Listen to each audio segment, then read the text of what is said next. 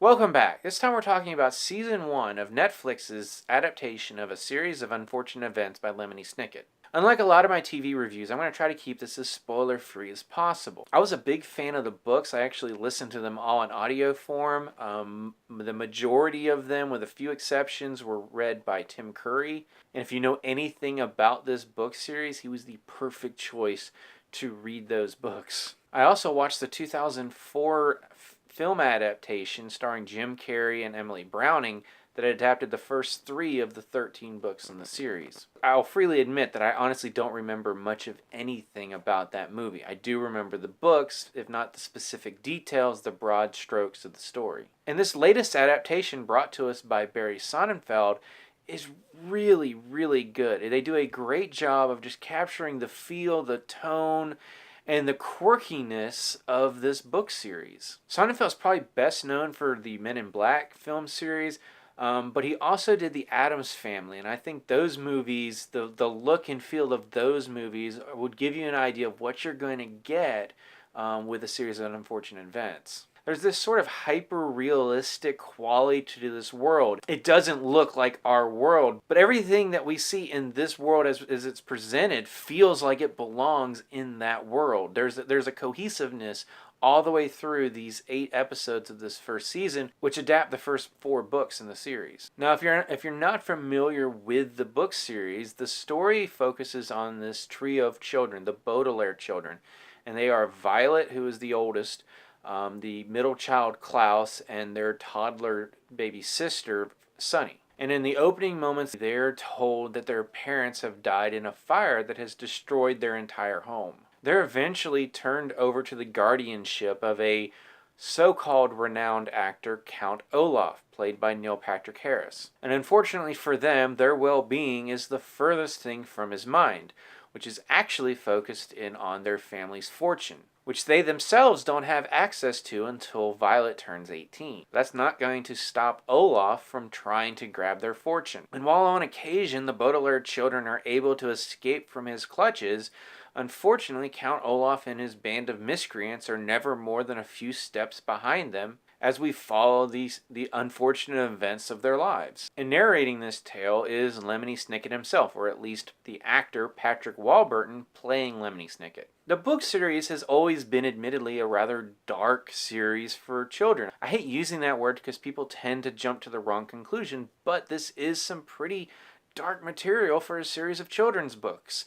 The kids' parents die right away, and then they spend 13 books running away from a guy who, depending on his mood, wants to either kill them or lock them away until he can steal their fortune. And the way the books were able to balance this out was with a lot of humor, a lot of it bordering on some of the macabre. There's an almost absurdist quality to the humor at times, and a lot of wordplay, especially with the narration from Lemony Snicket. And that is something that they're able to actually bring from the books into the movie with a lot of in-person narration by Warburton, and it honestly all works very well. As I mentioned earlier, all the sets, the buildings and everything exist in this sort of, one step over world, but it all fits there. And they do a great job of combining the camera angles and everything to make it work. I would say it's sort of a combination visually of sometimes, especially with the way the camera work is, of like a Wes Anderson film, but visually it's probably most reminiscent of a short-lived show from Brian Fuller called Pushing Daisies, if you remember that show. Just sort of the bright colors. In this case, they're a bit more muted because there's rarely anything happy happening. But if you thought about kind of a murkier version of that's very reminiscent of what you were going to get here. Although it's been almost 15 years since I listened to the books, as best I can tell, they're staying pretty true to the framework of these first 4 books.